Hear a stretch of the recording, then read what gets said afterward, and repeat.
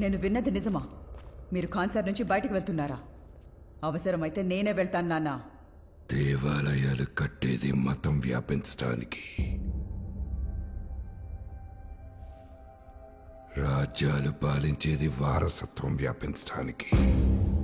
ఖాన్సార్ని నిర్మించింది కేవలం ఒకే ఒకటి వ్యాపించడానికి, భయం. దాన్ని ఇప్పటి వరకు నేను కొనసాగించాను. దాన్ని ఎవ్వడూ దాటకూడదు. ఇప్పుడు ఎవరు దాటారు నాన్న? అది కనుక్కోవడానికి నేను బయటికి వెళ్తున్నాను. నేను వచ్చేంత వరకు ఖాన్సార్ నీ చేతుల్లో పెడుతున్నాను రమా. దాన్ని నువ్వు జాగ్రత్తగా చూసుకోగలవనే నమ్మకం నాకుంది. సరే నాన్న.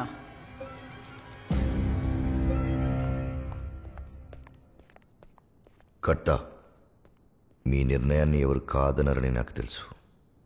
అయితే మీ అల్లుడుగా ఒక విషయం అడగాలనుంది. అతన్ని ఇప్పుడు క్షమిస్తారు. ఎవరిని? మీ కొడుకుని. వరద, కడియం ఎందుకురా విసిరేశావు? ఎందుకు విసిరేశావు? నేనిచ్చిన విలువని వాడు విసిరేశాడు. వాడికి నా కొడుక్గా ఉండే అర్హత లేదు. తనకప్పుడు 10 ఏళ్ళు కర్త. నువ్వెందుకంత పట్టించుకుంటున్నావు? మీ ముందు నిలబడి ఈ విషయం మాట్లాడే ధైర్యం ఎవ్వరికీ లేదు కాబట్టి ఇప్పటికి కూడా మీరు భోంచేసేటప్పుడు మీ కుడివైపు వరదాకు ఒక కుర్చీ పెడతారు కాబట్టి మీ నాన్నగారు శివమన్నాన్ని చూసిన ప్రతిసారి వరదాన్ని గుర్తుకొస్తాడు కాబట్టి తను కూడా మీ రక్తమే కర్త. రుద్రాకి దక్కే గౌరవం తనకు కూడా దక్కాలి. 30 ఏళ్ళగా ఈ కుర్చీ పైనే కూర్చునున్నాను. ప్రతి నిర్ణయం ఖాన్సార్ కోసం మాత్రమే తీసుకున్నాను. ఈరోజు మొట్టమొదటిసారిగా ఒక నిర్ణయం నా కోసం తీసుకుంటున్నాను. మీ కుర్చీలో ఒక కుర్చీ కావాలి.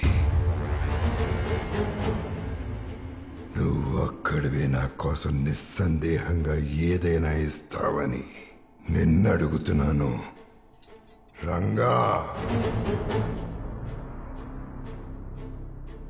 నేనుండగా నా కొడుకు వరదరాజమన్నారిని త్వరగా చూడాలనేది నా కోరిక.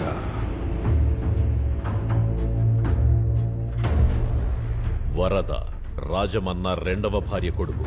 చిన్నప్పుడే ఒక కడియం త్యాగం చేయడం వల్ల ఇన్నేళ్లు దొరకాలేకపోయాడు. స్థాయి కాపరైన వైఖరెప్పుడు దొరలానే ఉంటుంది. ఇస్తావా రంగా?